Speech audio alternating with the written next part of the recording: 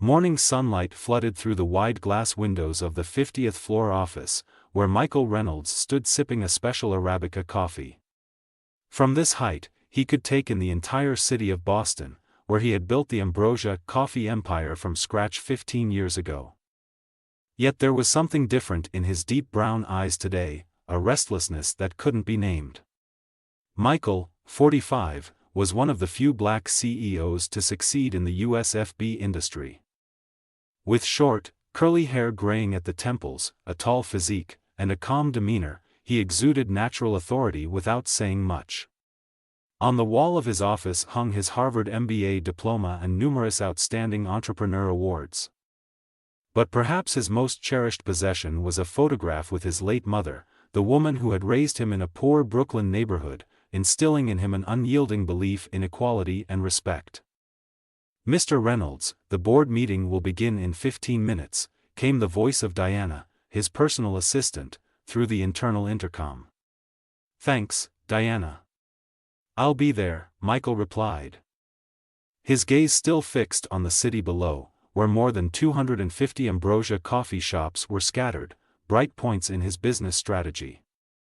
Michael glanced over the latest quarterly financial report. Revenue was up 12%, 15 new stores had opened, and market share had soared. All the numbers were impressive. But another report on his desk troubled him. A customer satisfaction survey showed declining ratings at several stores. Particularly the downtown branch, the very first and most iconic Ambrosia location. Michael had built the brand on 3 pillars: outstanding beverage quality, a culturally diverse space, and above all, perfect customer service. "At Ambrosia, we don't just sell coffee, we create an experience of equality for everyone," he had declared from day one. After all, he knew firsthand what it felt like to be treated differently just because of the color of his skin. "Maybe it's time," Michael murmured to himself, setting his coffee down and picking up his phone. He dialed Sean Harrison, Ambrosia's head of HR. "Sean, I need you to cancel all my meetings for the next 3 days. Tell Diana I have personal business to attend to." "Is something serious going on, Michael?" Sean asked, sounding concerned. "Not yet," Michael replied. "But I need to check on a few things myself. And one more thing, don't tell anyone what I'm going to do. This is personal." After hanging up, Michael stood in front of the mirror in his office, staring at his perfectly tailored gray Armani suit. He was about to change the image everyone knew him by, and perhaps discover more than he ever expected. Michael's apartment in Boston's upscale Back Bay area was a 300-square-meter penthouse with a minimalist yet luxurious design.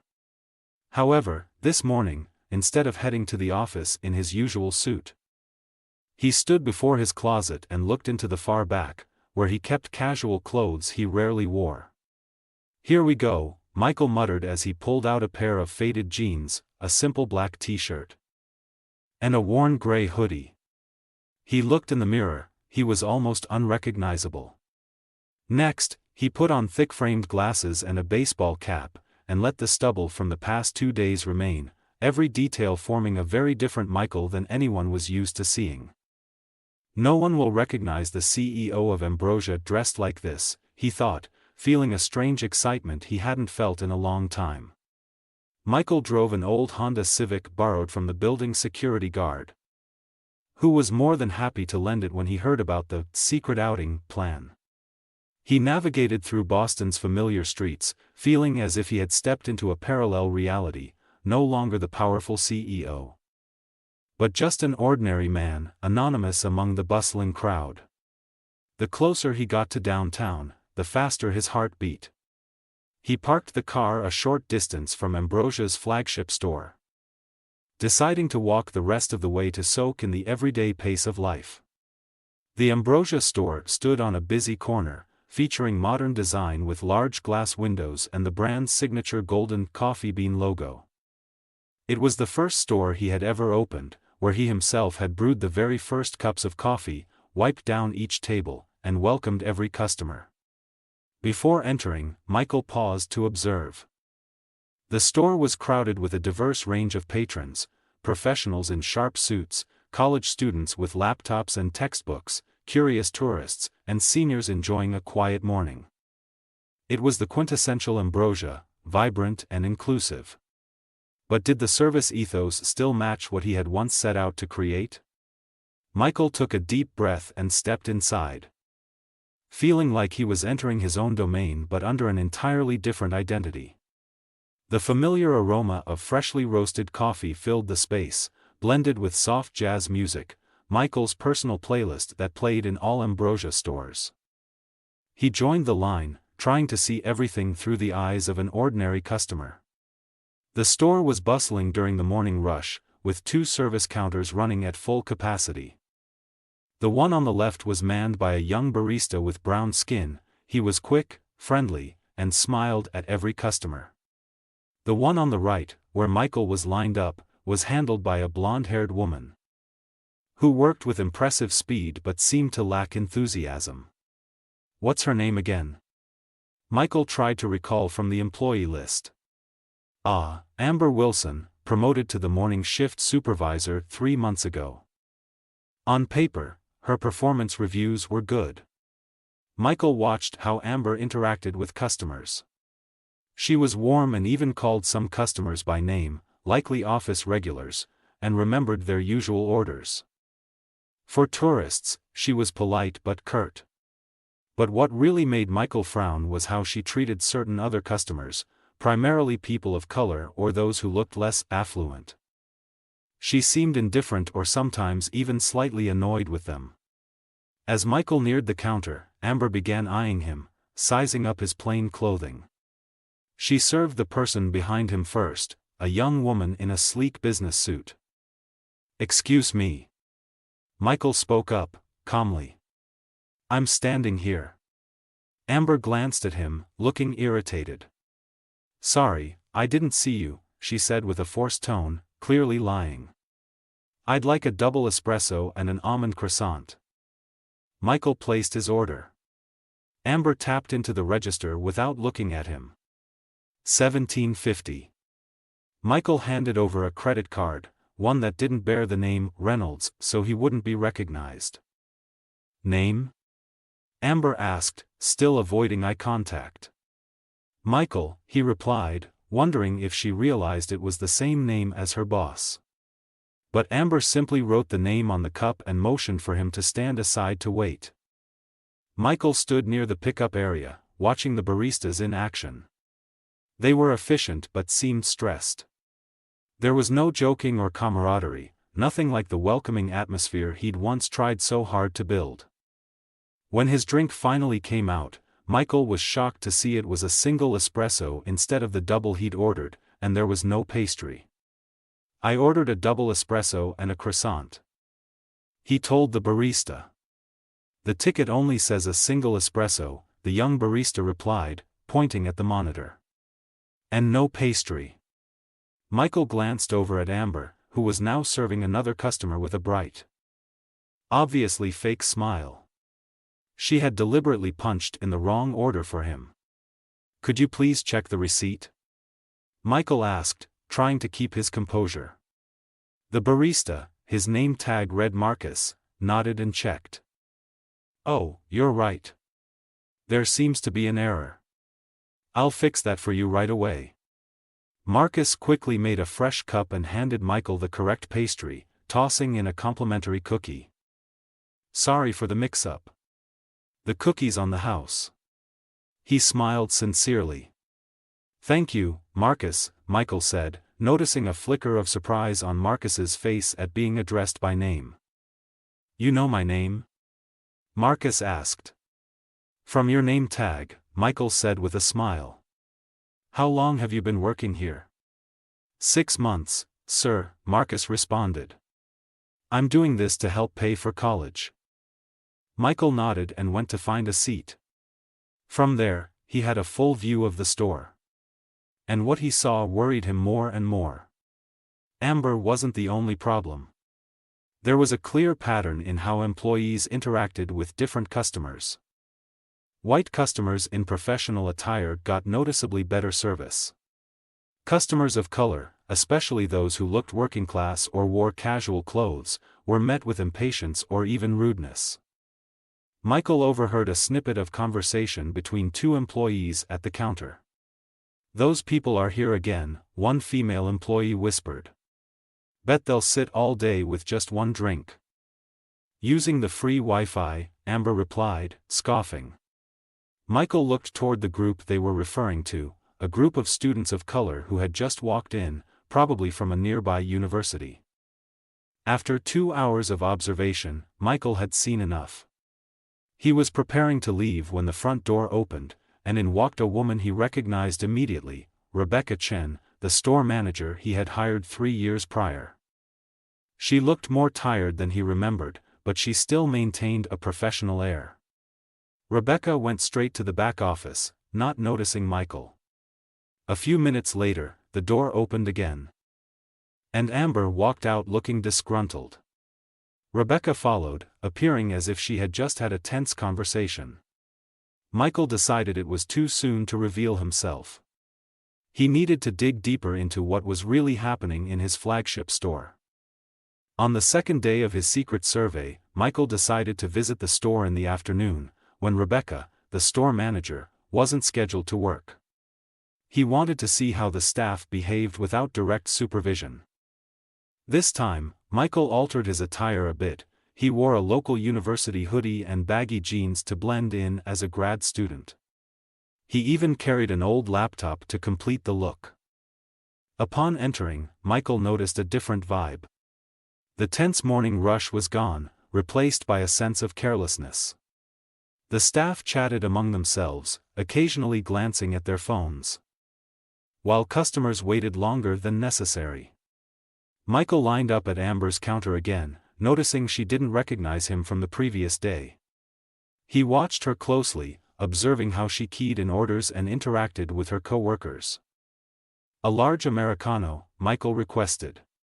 Amber looked at him blankly. "We're out of soy milk," she announced, even though Michael hadn't asked. "I don't need soy milk," Michael responded. "Just a black Americano." She shrugged and punched in the order. When Michael paid in cash, she tossed the change onto the counter instead of handing it to him, unlike how she'd politely handed it to the previous customer. Michael found a seat in a corner, laptop open, pretending to work but really watching Amber and the other employees. Over the next hour, he saw more troubling behavior. Amber and a few of her cohorts clearly discriminated against certain groups of customers. They served them more slowly, with less warmth, and sometimes made snide remarks behind their backs. When a group of black students left, Michael heard Amber talking to a colleague. Finally, they left. "We don't need that kind of customer here." He felt his blood boil. This was not the ambrosia he'd built, nor the values he'd tried to instill. He was about to approach the counter when he heard a familiar voice. "Is Mrs. Chen in?" asked the voice. Michael turned and recognized James Parker, Ambrosia's COO, his right-hand man, one of the few who knew about Michael's secret visits.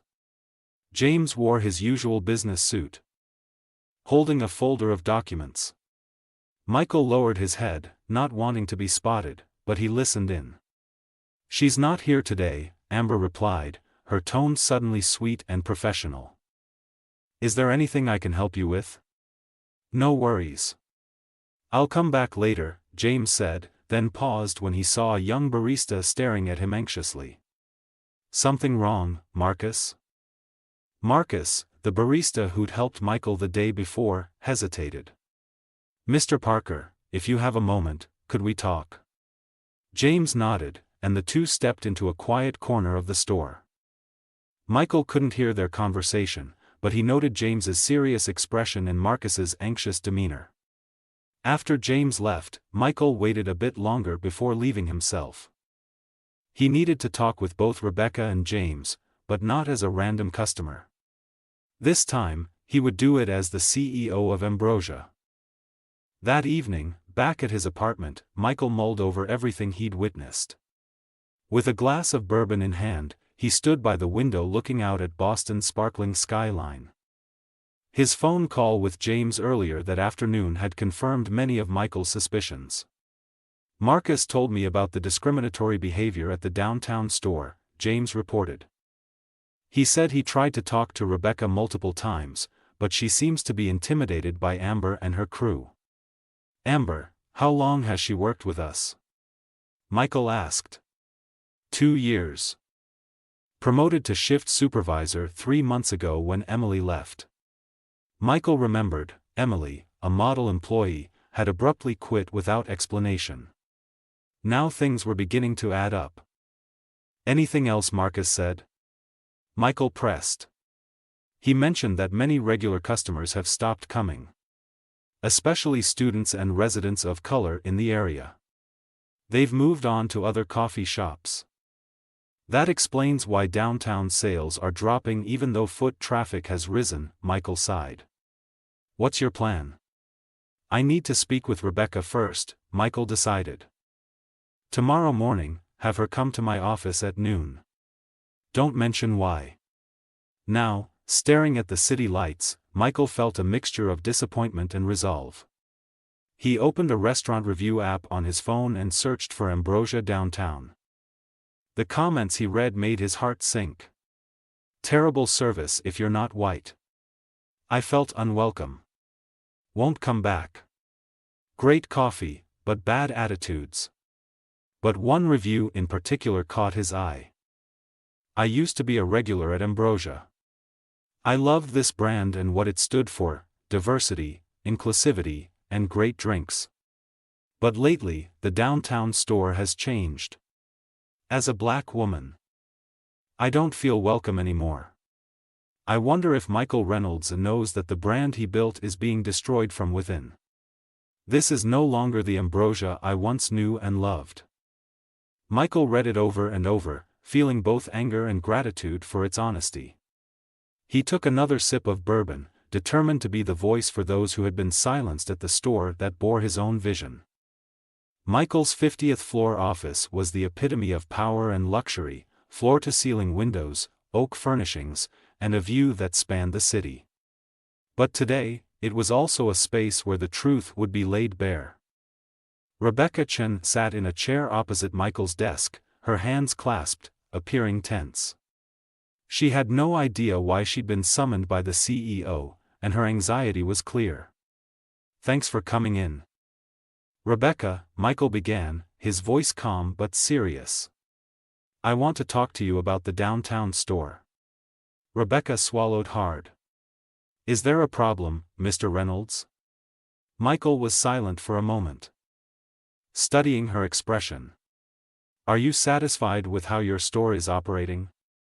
Rebecca blinked, clearly taken aback by the question. "We're doing our best," she said, her voice trailing off. "But?" Michael prompted. Rebecca looked down at her hands, then up at him with sorrowful eyes. "But there are challenges I haven't been able to handle properly. I want the truth, Rebecca, not manager to CEO, but person to person. What's happening at downtown?" Tears welled in Rebecca's eyes. "I tried, Mr. Reynolds. I really did. But Amber and her group, they create a toxic environment. They discriminate against customers, especially people of color. And when I try to intervene..." She paused. "They threaten you?" Michael pressed gently. She nodded, looking embarrassed. "Not outright, but Amber is dating the son of one of our board members. She flaunts it and subtly implies that my position is at risk if I cross her." Michael frowned. That explained why Rebecca hadn't reported the issues higher up. "I know I should have been stronger. I should have come directly to you," Rebecca said, voice trembling with regret. "But I'm afraid of losing my job. I'm the main support for my younger sister in college." "Rebecca," Michael cut her off gently, "I don't blame you. I need you to know that. But I do need the whole truth. What else has Amber done?" Rebecca seemed to break. She described how Amber deliberately keyed in incorrect orders for customers of color. How she and her clique badmouthed customers behind their backs, or even purposely spilled drinks. She had driven out many employees who disagreed with her, including Emily. Emily didn't leave voluntarily, Rebecca said, voice shaking. She was forced out after reporting Amber to me. Amber made the environment so toxic that Emily couldn't stay. Michael listened, anger stirring inside him. Not only were customers harmed, but also his own staff. Why was Amber promoted, he asked. On paper, she's excellent. Her shift sales are always high, and, well, I think her relationship with that board member's son also helped. I did raise concerns about her attitude, but Sean, HR director, said we need clear metrics, not just personal impressions. Michael nodded. The issue lay in the system, not just one person. Rebecca, thank you for your honesty. I need you to know, I visited the store the other day and the day before that. Her eyes widened. You visited? Yes, in disguise. And I saw everything you just described.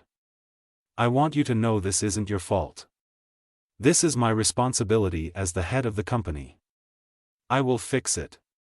Michael stood, walked around his desk, and sat in the chair next to Rebecca. I need your help with one more thing. Can you do that? Rebecca nodded, relief and determination lighting her face. Yes, Mr. Reynolds. Anything. Michael walked into Ambrosia's downtown store at 9 a.m. the next morning, the height of the breakfast rush. This time, he wore a perfectly tailored navy Armani suit, accompanied by James Parker and Rebecca. The store was crowded, but a hush seemed to fall as soon as they entered. Amber, who was manning the counter, recognized the CEO immediately. Her face went pale, eyes wide with shock. The employees around her froze as well. Good morning, Amber, Michael said, his tone calm yet resonant in the now silent store. I think we need to talk. Amber nervously stepped out from behind the counter. Mr. Reynolds, this is unexpected. Michael glanced around the store, aware of the many curious customers. He didn't want to disrupt their experience. James, please make sure our customers are taken care of. Rebecca, we'll use your office. In the small back office, Amber sat rigidly in a chair while Michael stood, hands braced on the desk.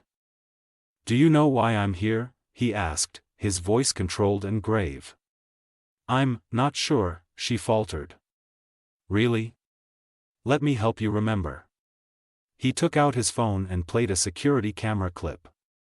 It showed Amber talking to a customer, then turning to a coworker after the customer left and saying, "It's such a pain serving people like that.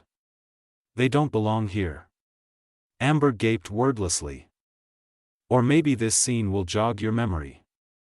Michael played another clip of her deliberately spilling a customer's drink, a customer of color, and blaming it on them. Mr. Reynolds.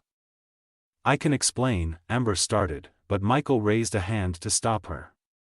No, Amber. I'm not interested in explanations. I'm interested in actions. And your actions have violated every core value of Ambrosia. He opened another video, showing Amber deliberately ignoring a man in a gray hoodie from 2 days earlier. Amber's face went from shock to horror as she realized who that man was. That was you, she whispered, her face white as a sheet. Yes, Michael confirmed. I visited the store myself. I saw how you fostered a culture of discrimination, tarnishing Ambrosia for both customers and employees. But I didn't mean. Amber blurted. Jason's not going to be happy about this, she added, referencing her relationship with the board member's son. Michael gave a wry chuckle. Jason? Roger Thompson's son? Funny enough, I spoke to Roger this morning. He's appalled to learn his son is dating a racist. Amber's anger spiked.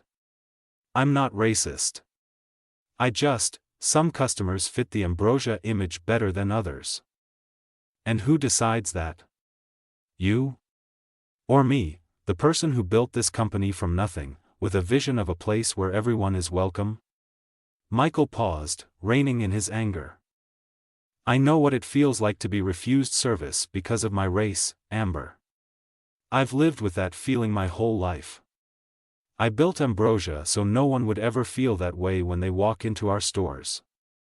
Michael pulled out a folder from his pocket. This is your termination notice, effective immediately. You'll receive 2 weeks' pay per your contract. I don't want to make this any uglier. But I can't allow you to work here any longer. Amber stared at the document, shock and fury warring on her face. You can't do this to me. My sales numbers are always the highest. Sales aren't everything, Amber. Values matter. Michael straightened. You have 15 minutes to collect your belongings. James will escort you out. With James accompanying her. Amber left. Michael sank into a chair, feeling both relieved and weighed down. He'd addressed the immediate issue, but there was still much work to do to repair the damage.